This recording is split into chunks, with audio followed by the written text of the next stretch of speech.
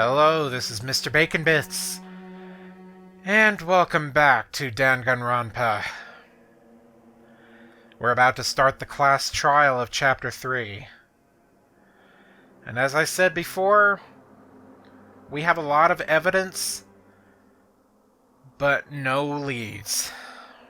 So, let's start it.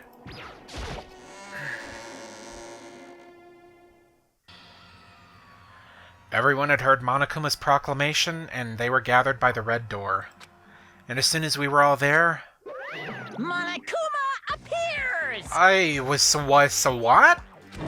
He's multiplied? Wrong. Nope, not multiplication. It just looks that way because of an illusion. I'm moving so fast it only looks like I've multiplied. Can you guys tell which one is the real Monokuma? Can we just get on the elevator already? Boy. You're not playing along. Along. Stop talking. We're not here to play with you. Okay. Okay, fine. Hey! Then if everyone's here and ready to go, please board the pain train. Elevator. I'll see you guys down there. Let's go. Okay then, shall we? Please! Hold on! I'm not mentally prepared yet. What the heck? You'll never be mentally prepared. You can't run away anymore, hero. You're gonna pay for your sins. What the heck? I told you already, I didn't do it, for serious. That reminds me, did you ever find the other costume, or the note? Well, no, but...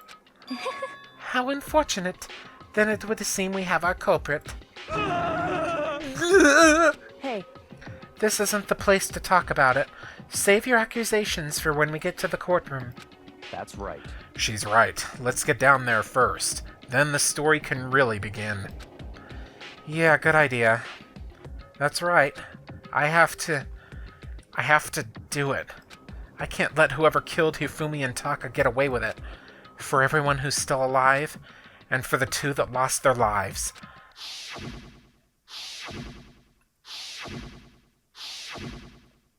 The one who killed Hifumi and Taka. The one who killed two of our friends. The killer is... someone right here.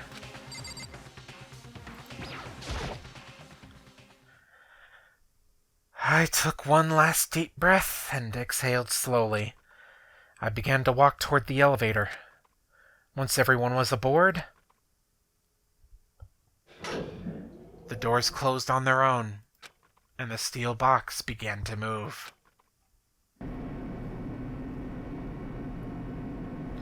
The clunking of the elevator kept us company as we fell further and further down. There was no going back. Until we settled all this, we couldn't go anywhere. I'm not sure how long it was before the elevator finally came to a stop. The elevator doors slid open, opening up onto a cruel fate.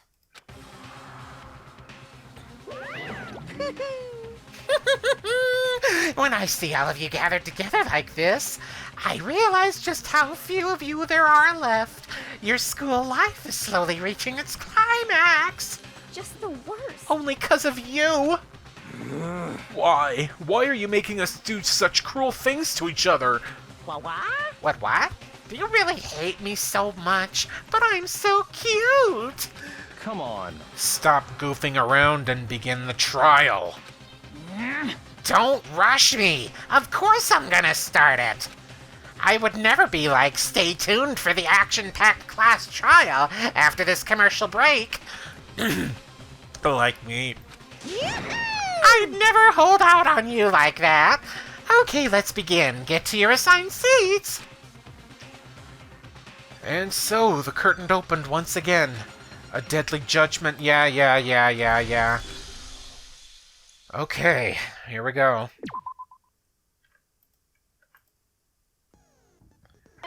Set skills. Let's see what I have this time. Steadies your aim a little. Effective during the non-stop debate and the hangman's gambit. Yeah, let's use that one. Got melodious voice and handiwork. That's it?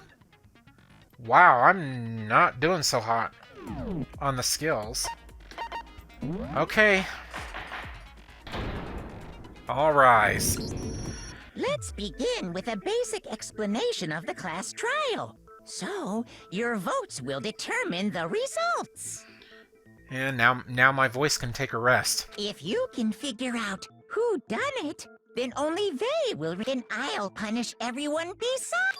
Now then, to begin with, We already know who did it. was that? It was Hiro. He does not have an alibi for when the murders took place, and we found him in that suit. Don't try and deny it. You killed them. I didn't! Someone knocked me out! I was asleep the whole time! I don't know anything about it! Shut your murdering mouth, murderer! Who are you calling a murderer? I am sorry to say, Hiro, but we do have evidence. Blueprints for the suit. Parts we assume were used to build it. And all of it was found in your room. You have to admit, the evidence is quite compelling. It points to you as having created the suit and wearing it while committing crime after crime. How many times do I have to tell you? I don't know! Is Hiro really the killer, or... Before anything else, we have to make that clear. Alright. Make your argument. Yasuhiro's message. Everything we found in your room. The blueprints, the suit parts, they are all proof enough that you are the culprit. I don't know anything about that stuff! It's not true, it's a conspiracy! Hiro, why? Why did you kill them? No! Just hold on a second! I mean, looking at the blueprints, that handwriting is awful messy. If I remember right, Hiro's handwriting is... Everything Okay. we found in your room. The blueprints, the suit parts, they are all proof enough. Yeah, there we go. That's wrong.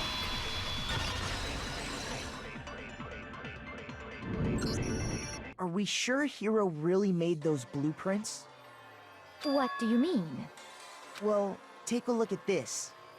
It's the note that Hiro wrote, asking everyone to meet up after Alter Ego disappeared. The handwriting's obviously different, wouldn't you say?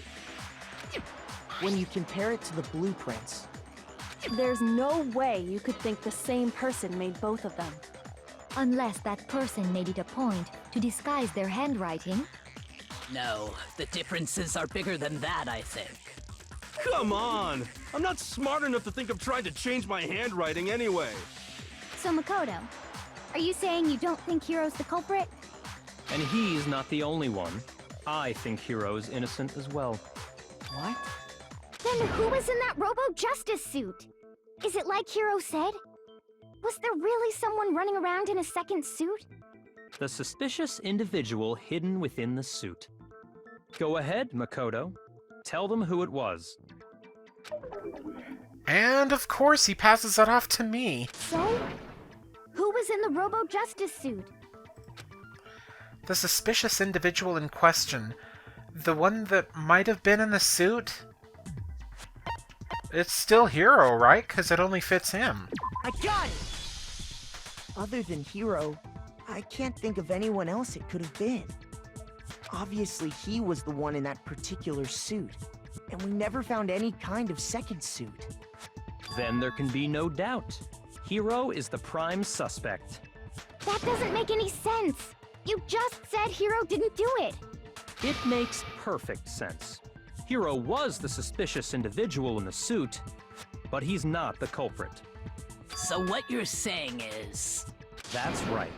The culprit in this case has nothing to do with being in the Robo-Justice suit. I mean, yeah, whoever killed Hifumi was back down on the first floor.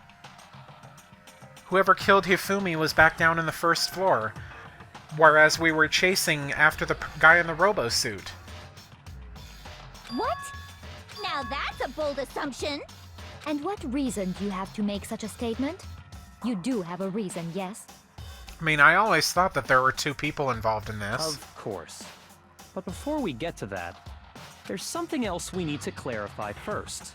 So let's get that out of the way. Hey, stop trying to boss us around! All things have a proper order. So what is it? What needs to be clarified? We must clarify the method of transportation for Taka's lifeless body. It would seem that his corpse was moved using certain particular items. Makoto, can you tell us what they were? The things that were used to move Taka's body, they must have been the dolly. I got it! There's still one more thing.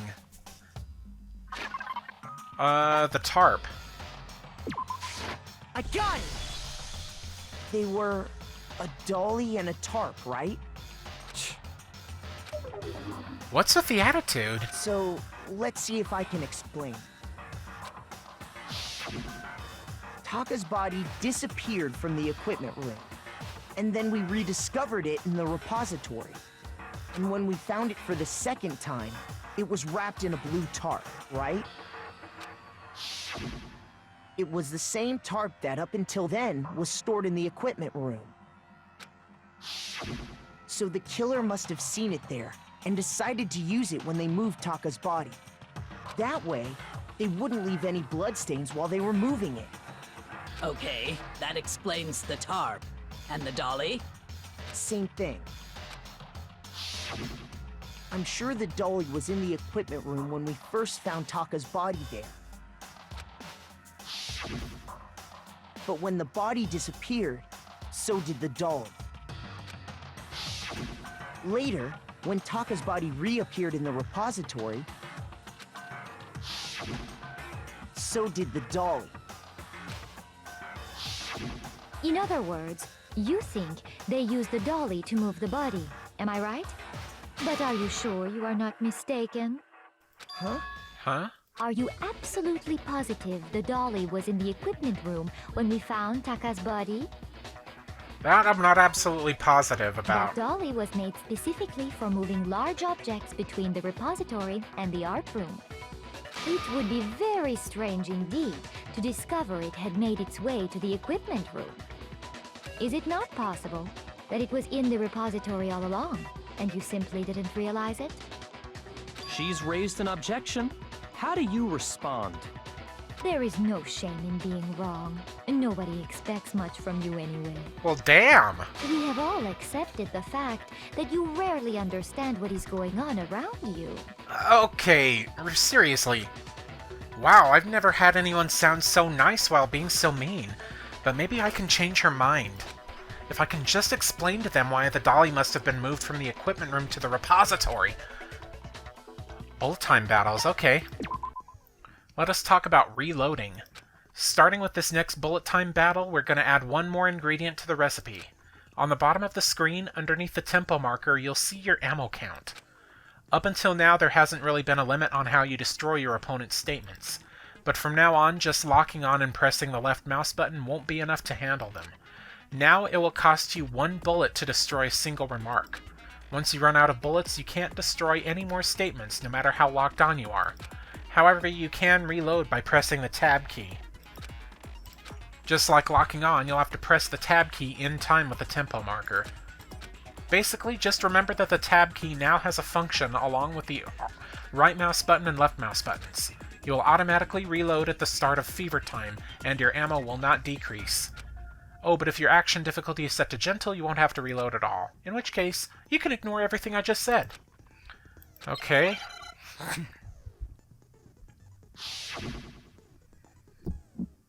Wow, we're doing this already, huh?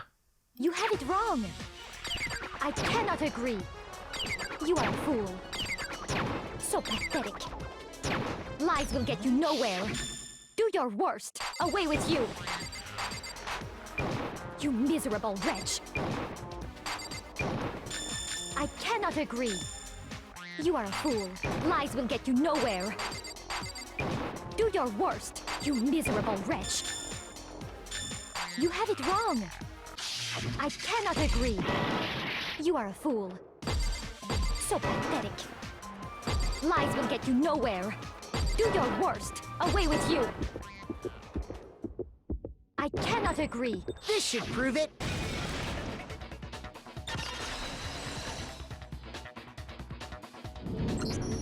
If you're asking for proof that the dolly moved, I have it right here. When I found the dolly in the repository, one of the wheels had a blood stain on it. There was a pool of blood in the equipment room with a tire mark in it that matched the dolly wheel's tread. The killer probably rolled the dolly through the blood on accident as they wheeled the body out of the room. And as the blood dried on the tire, they moved the body into the repository. So there's my proof that the dolly was used to move Taka's body. Jeez, does Celeste really hate me that much? Well, anyway, that was just something we had to get out of the way. Let's get back to the main subject. Yeah, the subject of how Robo Justice didn't do it. Because if it's not a killer robot, then what kind of robot is it? I'm not sure that really matters. I'd be happy to explain why the occupant of the suit couldn't possibly be the killer. If you look back on how the body was transported, it will become immediately obvious.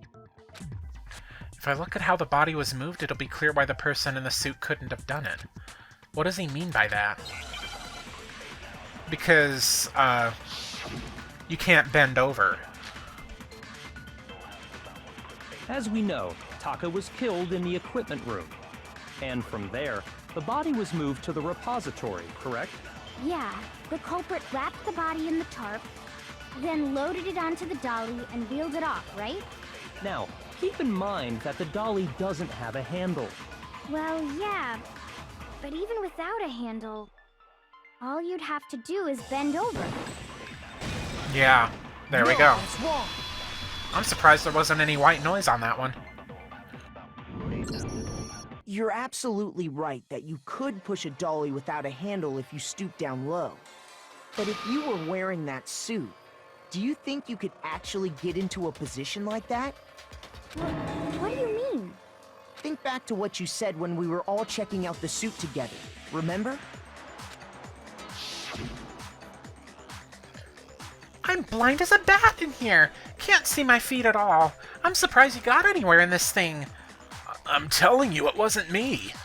And not to mention, you totally can't bend at the waist. Seems like a pretty obvious oversight.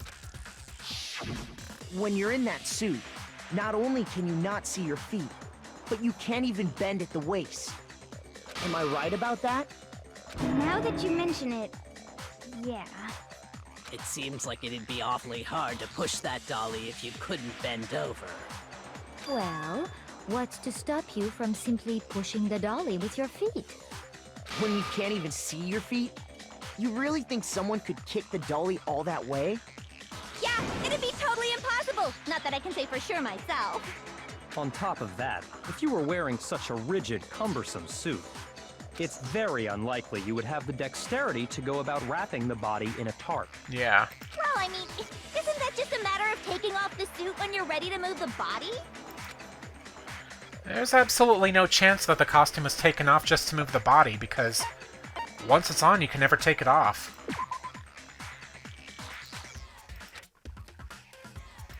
Oh, wait. Shoot! Okay, I was sort of right on that. You can't take it off by I yourself. got it! I don't think taking off the suit was an option. If you remember...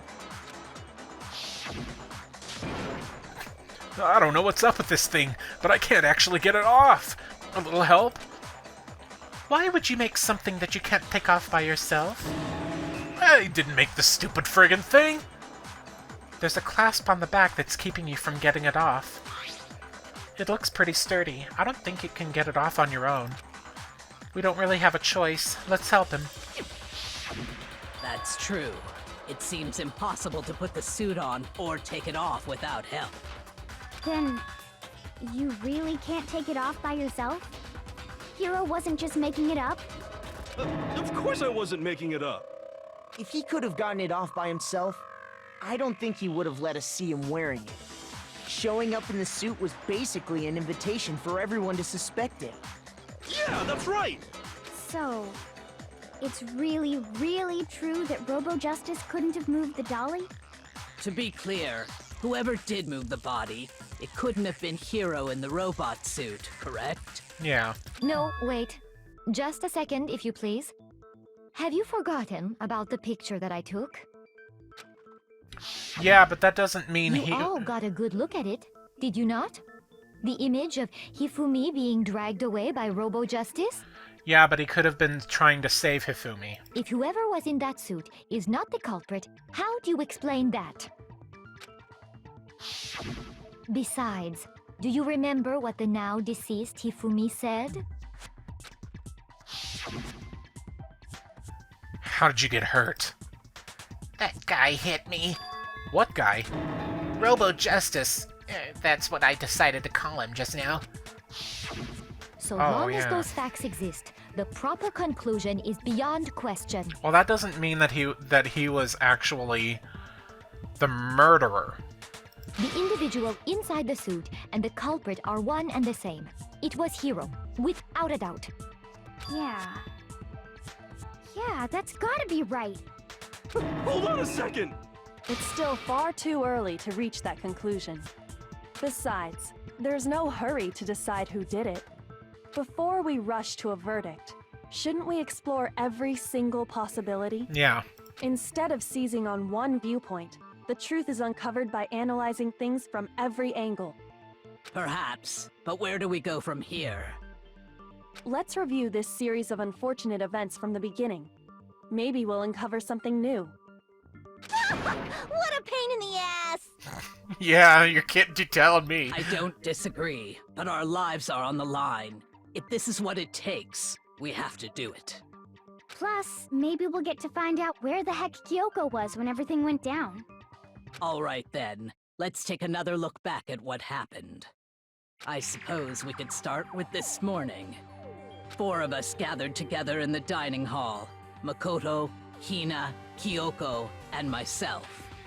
We waited there for quite a while, but nobody else showed up, so we went to look for everyone. That was around 8 a.m. And as soon as we split up, Kyoko went missing. Soon after that, Hina found Celeste in the rec room and quickly came to get Makoto and me. It seems I was unconscious for about an hour after I was attacked by my mystery assailant. I know it was an hour because I remember being attacked a little after 7. That was when we saw Celeste's picture and discovered that her assailant had been wearing a strange costume. As it turns out, it was Robo Justice.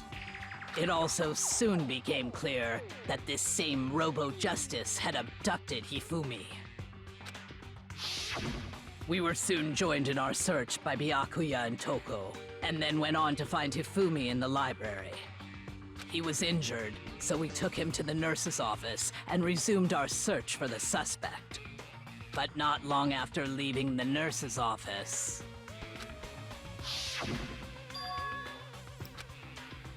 What's wrong? I saw a shadow, something moving around at the top of the stairs. When Celeste told us that, we decided to split up and search the second floor.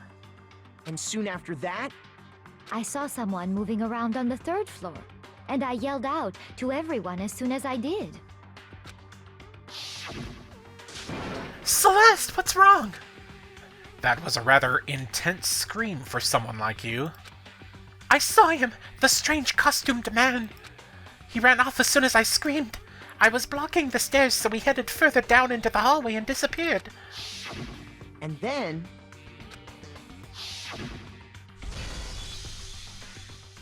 Huh? What was that? That came from downstairs. It must have been... Hifumi! He's in the nurse's office! This is bad! Come on, we have to go back! At that point, we decided to divide up into 2 groups.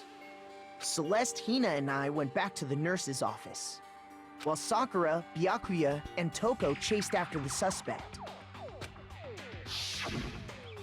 When we got back to the nurse's office, we found Hifumi, dead. And that's when we heard the body discovery announcement. I left Celeste and Hina there and headed back to the 3rd floor to let the others know what had happened. Meanwhile, we had just discovered Taka's body in the equipment room. We must have found both bodies at almost exactly the same time. Because we heard the same announcement not long after we discovered his body. And that's when I told you guys about Hifumi. Then the three of us headed for the nurse's office. But right after we left the physics lab, we ran into Celeste, who'd arrived after us. And she told us something very surprising. Hifumi's body has disappeared. We rushed back to the nurse's office and saw that she was right. Then we remembered we'd left Toko passed out in the equipment room, so we hurried back again.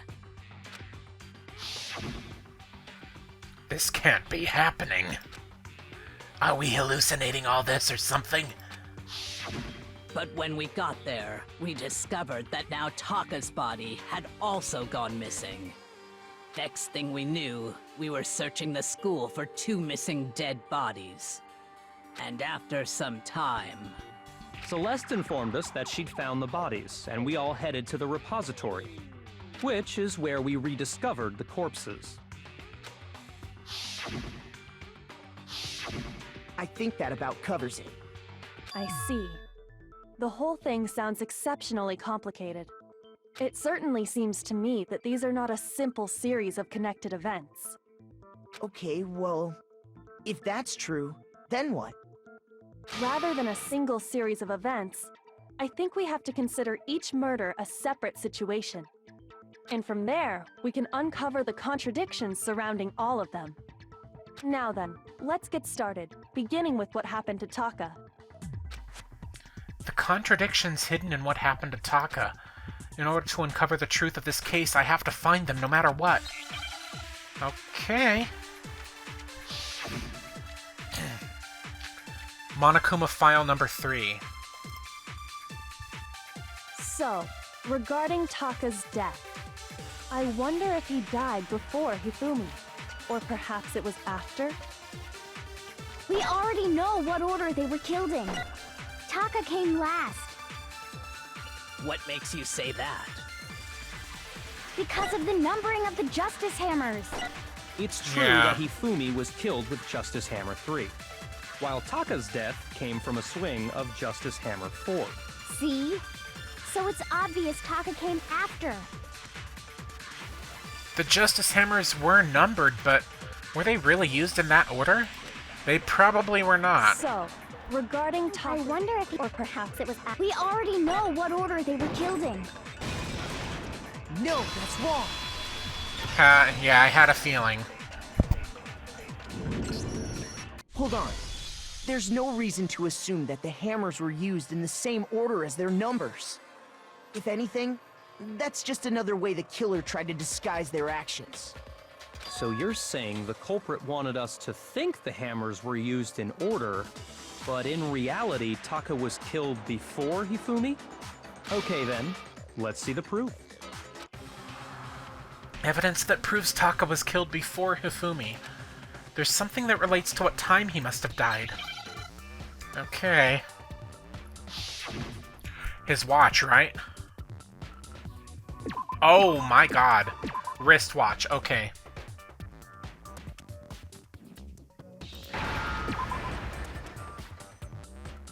Come on.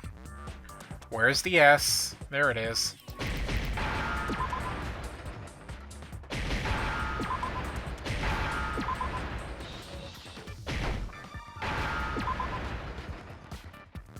Come on. There we are. Now I understand. I've got it. Taka's wristwatch. See? Look. It broke with the hands pointing just past 6 o'clock. But, like, how is trying to point out the order of the murders going to find out anything about the murderer? It must have gotten broken when he was attacked by the killer. Because as of last night... Hey, you! How long were you gonna keep us waiting? Taka's irritated voice pierced the air as he stared pointedly at his wristwatch. It's almost 10 o'clock, you know that? Bedtime for all the little boys and girls. So if it wasn't broken after 6 last night, then he must have been attacked around 6 this morning. And that would be his official time of death. But if that's true, then he was killed well before Hifumi. And before Celeste was attacked this morning, which happened around 7. That's right. Taka was killed before any of the other incidents took place. That simple fact slipped past all of us. We made the wrong assumption about the order of events, all because of those justice hammers. That's exactly why the culprit wrote the numbers on each hammer and had them increase in size. That way, when we saw how they were used in each incident, we'd easily make that wrong assumption. Now, if Taka was killed around 6, then everyone's alibis for his murder go out the window. Because when he was killed, we hadn't met up in the dining hall yet. That may be true in the case of Taka's murder, but all of our alibis still hold true for Hifumi's death. That's right. With him, at least, we're all safe. Huh? What was that? That came from downstairs. It must have been... Hifumi, he's in the nurse's office. This is bad. Come on, we have to go back. When we heard Hifumi screaming, we were all together. Except for Hiro and Kyoko. Then we all ran down to the nurse's office, and that's where we found his body.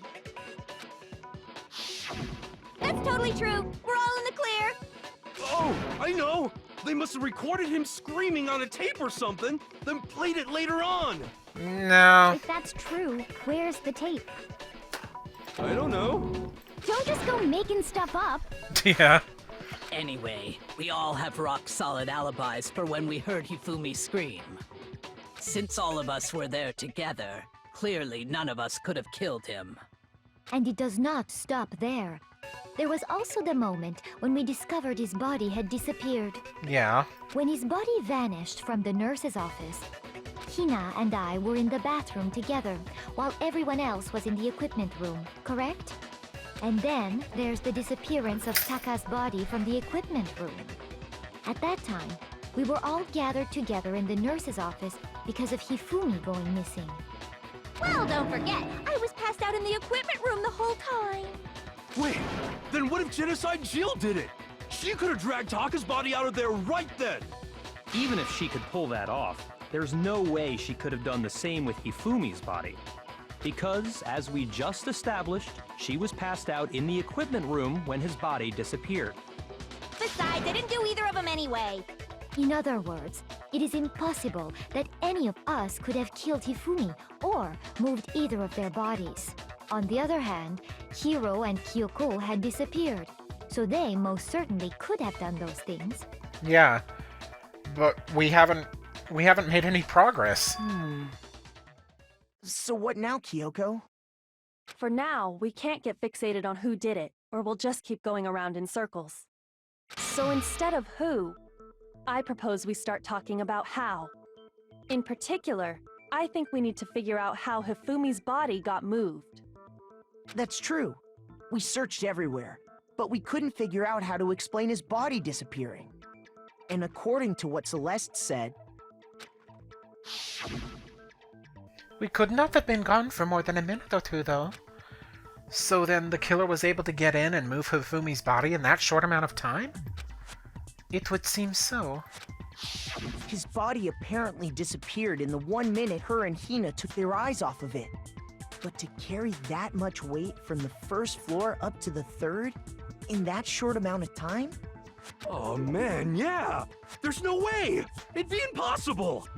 Well, what if I told you there was a way to make the impossible possible? What? How? If the dead body were to move itself. Yeah. Remember those blood packets that I found? What if Hifumi was somehow trying to play dead?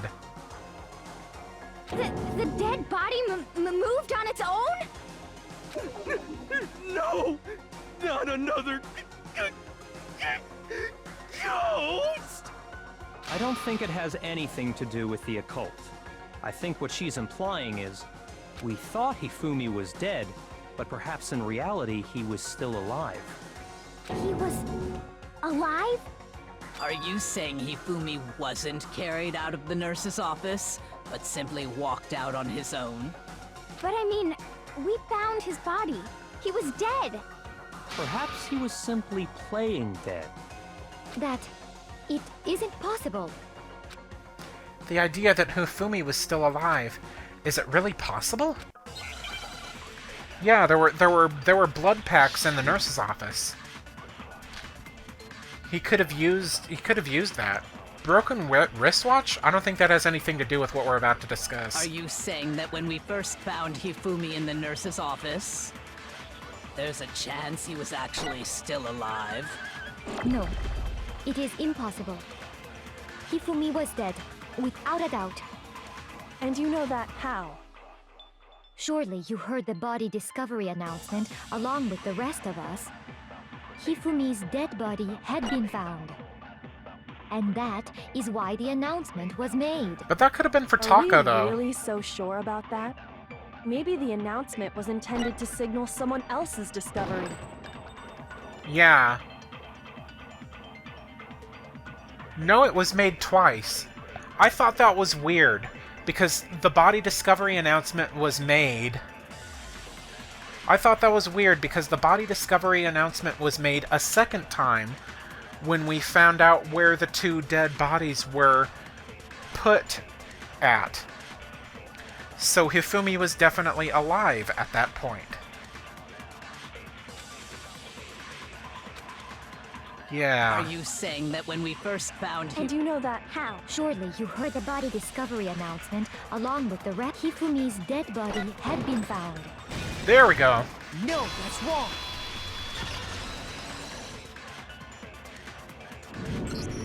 Was the body discovery announcement that was made really intended for Hifumi? Of course it was. The announcement played right after we discovered his body. That was coincidence, though. Maybe. But that was also the same time that Taka's body was found. That's right. It wasn't long after finding his body that we heard the announcement. So there's a good chance we've made a mistake in there somewhere. I think we've confused whether the announcement was for Hifumi or Taka. First of all, if two bodies had been found, there really should have been two announcements. And there were two announcements. Maybe Monokuma simply got lazy and rolled them together into one. No. What do you say, Monokuma? Any comment? Well, it's a very sensitive issue, so I can't go into too much detail.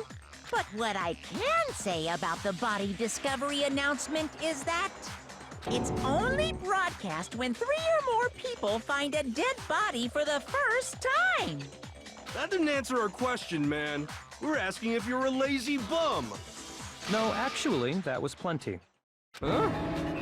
He said it's only broadcast when a body is discovered for the first time, which means even if we find the same body again later, he won't make the announcement again. Right? The second announcement came up when we found both of the bodies in the same room. Even though we thought that both of them were dead. So I think Hifumi was playing dead. If that's true, then why was the announcement made again later on? Huh? Later on? Exactly. We heard the body discovery announcement twice. Mm-hmm. The second body discovery announcement. The first time it played was when we found each body in the nurse's office and the equipment room.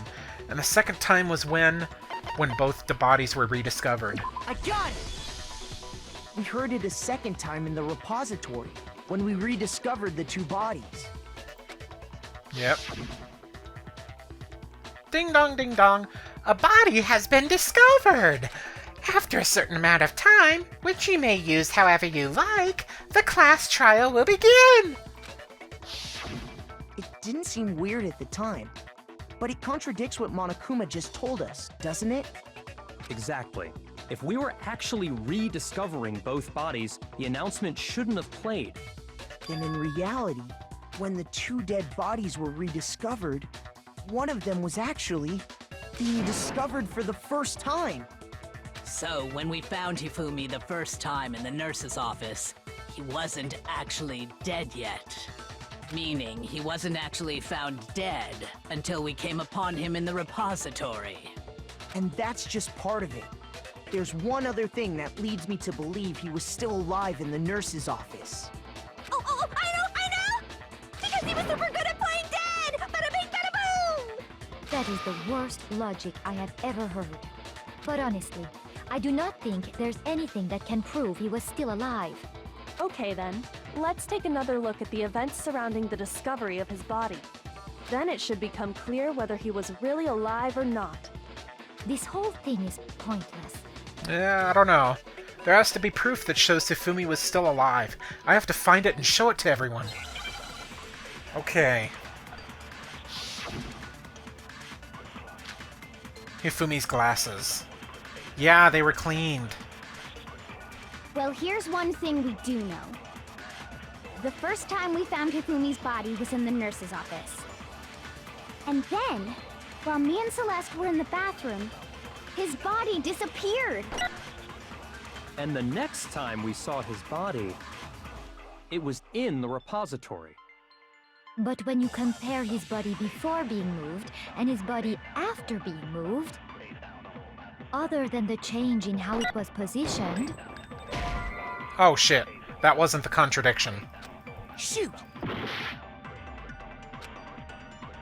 Well, here's one thing we do know. The first time we found him, and then his body And the next time it was in... But when you compare his body before being moved and his body after being moved, other than the change in how it was positioned, there was no notable difference. Yeah, there was. No, that's wrong! The glasses. In fact, there was one clear difference between Hifumi in the nurse's office and the repository. His glasses. That fact alone proves that he was only playing dead in the beginning. Perhaps you'd like to fill the rest of us in? When we found Hifumi in the nurse's office, his glasses were covered with blood. But when we found him again later in the repository, they were spotless. And I found the item he used to wipe them clean in the nurse's office trash can. The evidence I found in the trash can in the nurse's office was... that. I got it! It was a glasses cleaning cloth featuring a certain cartoon mascot. One look at the bloodstain on the cloth should make things clear. This piece of cloth was used to wipe Hifumi's glasses clean.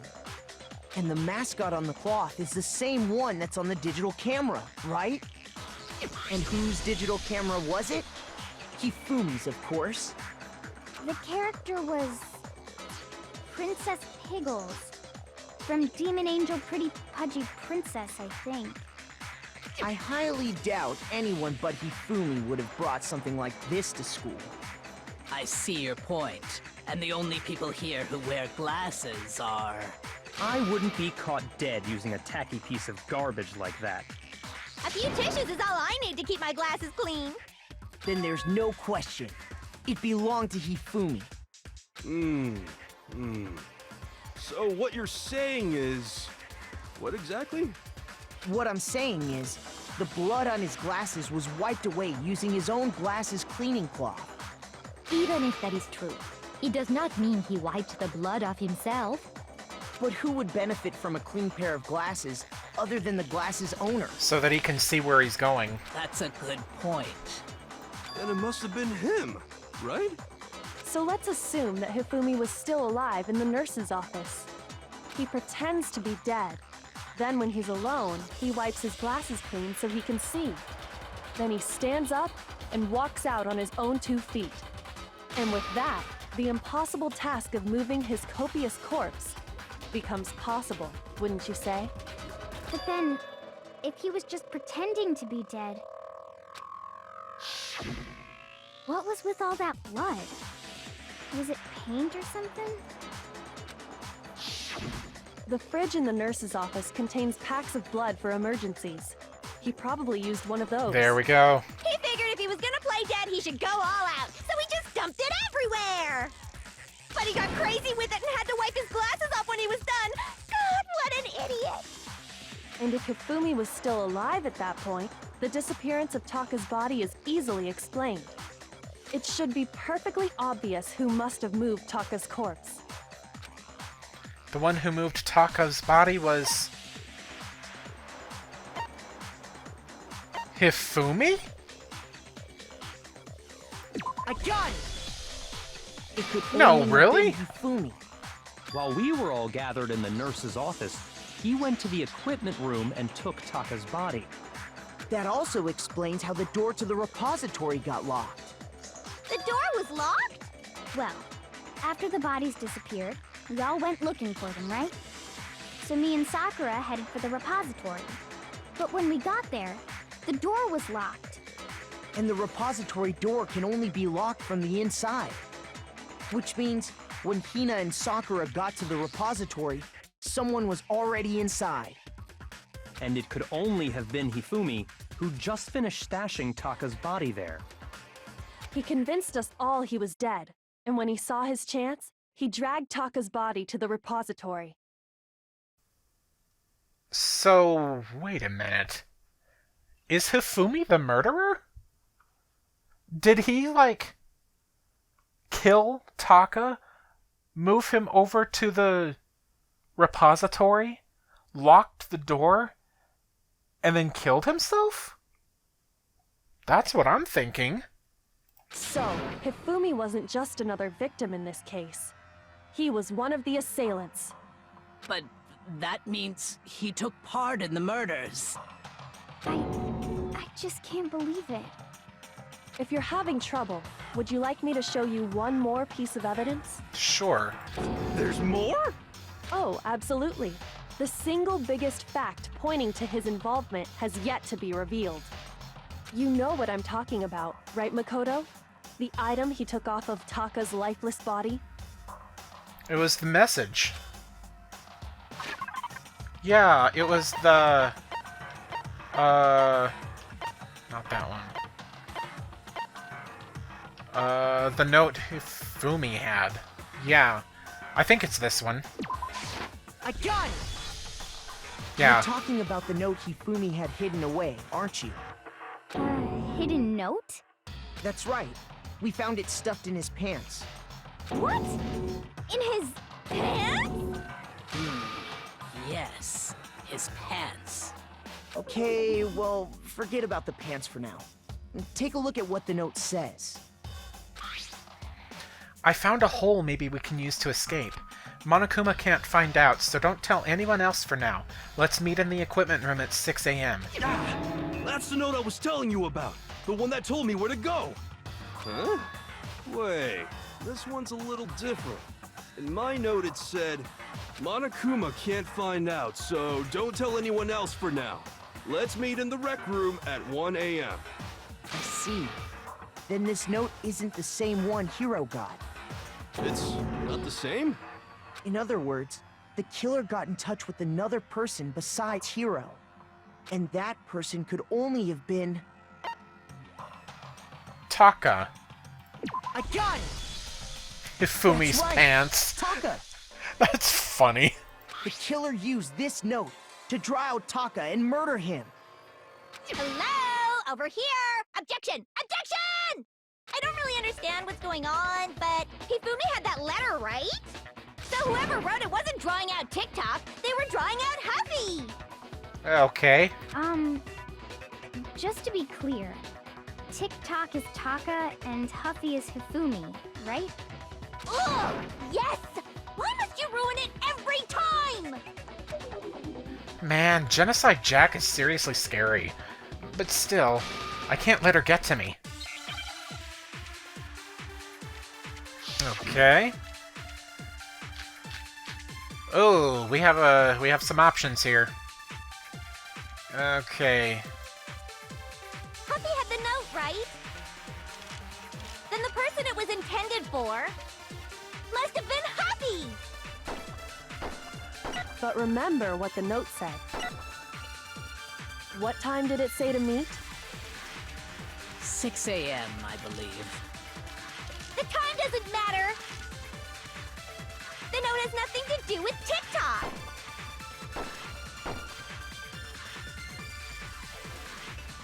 What happened at 6 a.m.? Taka's murder, right? Had the note, right? 6 a.m. The time doesn't matter! The note has nothing to do with TikTok! There we are. No, that's wrong.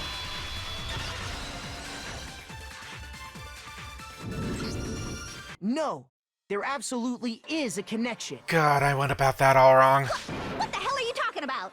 The note said to meet at 6 a.m., which is the same time Taka was murdered. We've already proven that using his wristwatch. But there's more. Look where the note says to meet. The equipment room, right? Yeah. Which is where Taka was killed. I see. So, Taka was murdered at both the time and place written in the note. I think that should be plenty to show that this note was definitely meant for Taka. Well, when you put it like that... No further objections! Then someone used that note to trick Taka. Just the same as me. The culprit really is a cold-blooded monster. Telling people they found a way out. But if they gave the note to Taka, what was Hifumi doing with it? Stuffed down his pants, no less! Most likely, Hifumi stole it off Taka's corpse after he died. Huh? He stole it? Where's your proof? Go ahead, show us. Proof that Hifumi stole the note from Taka. Kiyotaka's scrap of paper. I got it! When I searched Taka's body, I saw that his lifeless hand was gripping a small scrap of paper. If I'm right about this, the sheet of paper this piece came from is... I knew it! It fits perfectly with the note we found hidden on Hifumi. Then Taka's scrap and Hifumi's note... Yup, they're from the same piece of paper. Hifumi had the note meant for Taka, while Taka's corpse still grasped a small piece of that note. There's only one way to explain it. Taka died clutching the note. Hifumi tried to free the note from his death grip, leaving behind only one small scrap. Did I get all that right? That means Hifumi knew the note was important. Exactly. Which proves that he was an accomplice in the murder. Whoa. Yeah. After seeing all this, Hifumi was super involved in this whole thing for sure. In fact, he was behind the whole thing. In fact, he's still alive! No, he's not. Sorry, no. When we found him in the repository, Hifumi was truly and completely dead. The second body discovery announcement proves that. So then, who killed Hifumi? He killed himself. Whoever did is the mastermind, the true killer. He was killed in the repository. So he must have been killed not long after transporting Taka's body.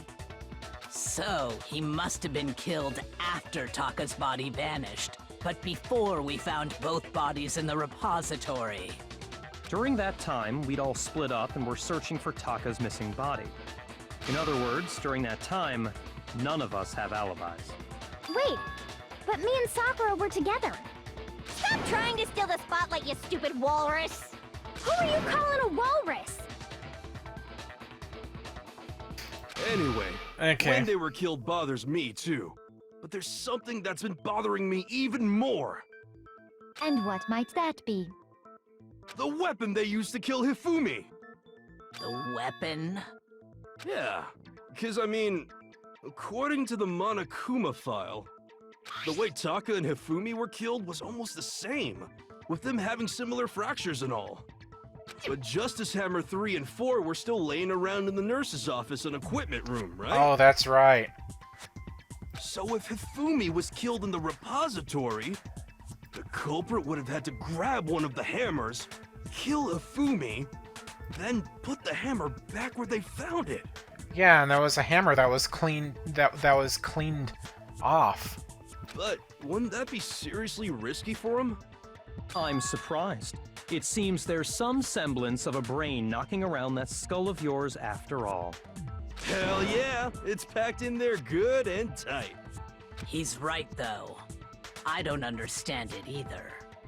The Monokuma file makes it clear that they were killed using similar instruments. But if the hammers were already laying around those other rooms... So the question is, how could the culprit have gotten their hands on either of the hammers? Personally, I haven't a clue. So which hammer was used to attack Celeste? Number 1 or number 2? Neither one. Those were accounted for in other rooms too. And I don't think either one is big enough to kill someone. Then, Is it not possible they used a different weapon? I don't think it is possible. They were both killed with the same kind of thing, right? Yeah, they were. So then, what was used to kill Hifumi? The weapon that was actually used to kill Hifumi. The whole picture surrounding this case won't become clear until we figure that out. Somehow, I have to find the truth. It was those other hammers. Spotless hammer, yeah. What was used to kill Hifumi? Was it Justice Hammer 3? Maybe Justice Hammer 4? Well, whatever it was, there's one thing we have to figure out. How was the culprit able to move around so freely with the weapon? How did nobody witness them carrying it? sounds like a Justice Hammer 5 is about to make its appearance! Check out murdergear.com/hammertime for more info! Well, one thing seems pretty clear. The murder weapon had to be one of the Justice Hammers! Right there. No, that's wrong. I wonder if that website is really a thing. I kind of want to check that The out. murder weapon wasn't a justice hammer at all. No, it was something completely different. But, seriously? A different weapon? Specifically, a hammer from the repository.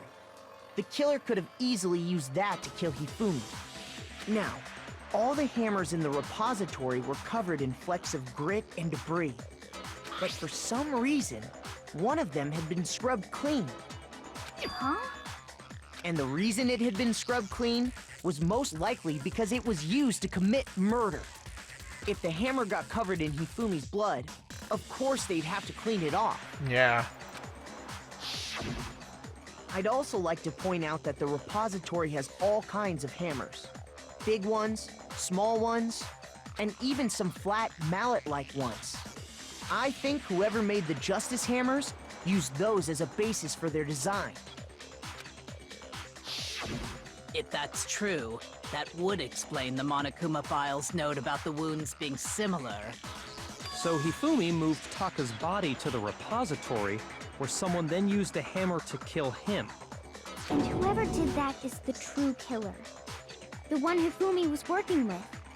And the one who betrayed him. Hold on a moment. I still think it's strange to assume someone was working together with him. The way the graduation rule works, there is no benefit to helping someone else carry out a murder. That's why I think that Hifumi is the one who killed Taka. He moved... Yeah. That's why I think Hifumi is the one who killed Taka, and then ended up killing himself, because... What's the point anyway, right? So the idea that anyone would work together like that is simply ludicrous. We talked about this, did we not?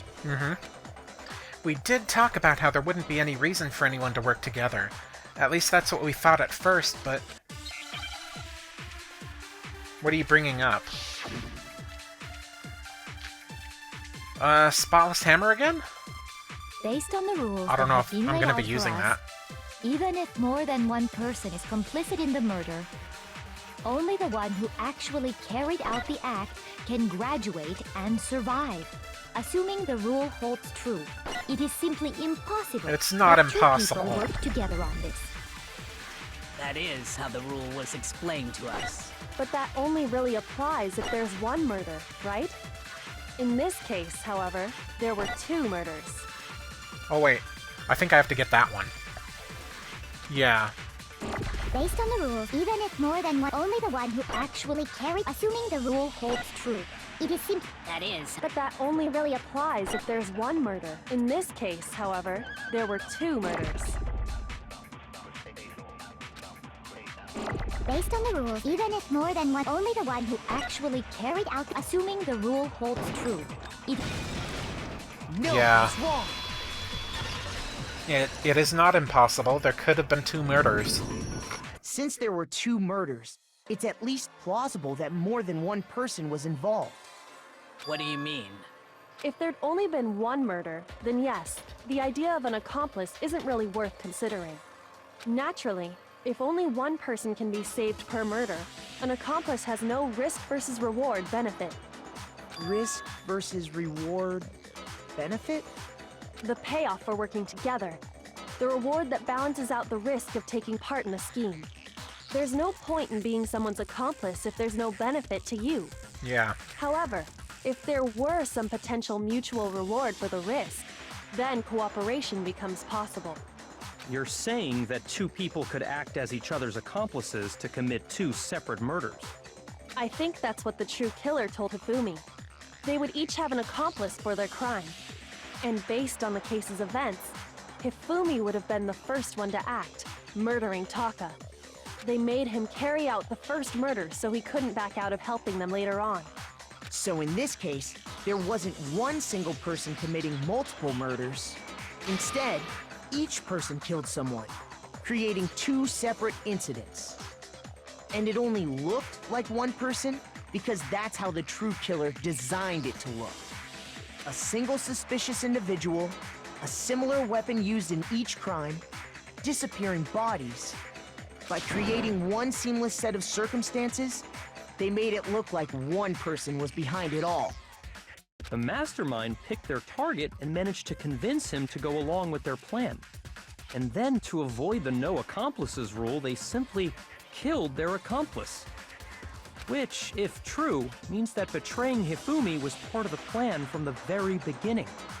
That's just awful. How could anyone be so cruel? You think so? I can't help but admire its cunning. Still, their choice of accomplice seems odd. The effort made to convince us the 2 murders were the same. That was the main characteristic this time. Kyoko must have noticed that fact from the very beginning. Which is why she said not to look at this as a series of connected events, but entirely separate incidents. Kyoko really is amazing, although, when you think about it, she's almost too amazing. Like, it's almost unnatural how good she is at this. I understand how an accomplice could be involved, but then who was the one pulling Hifumi's strings? That's problem numero uno right now. The true killer manipulated Hifumi to carry out a number of actions, and in the end, murdered him. In the debates up till now, the way the case has unfolded, when you consider all that, there's really only one person who seems to fit. Oh boy.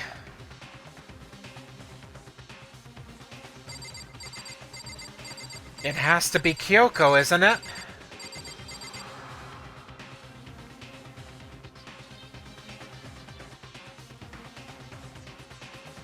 But my initial suspect is Hifumi himself. And you can choose dead people.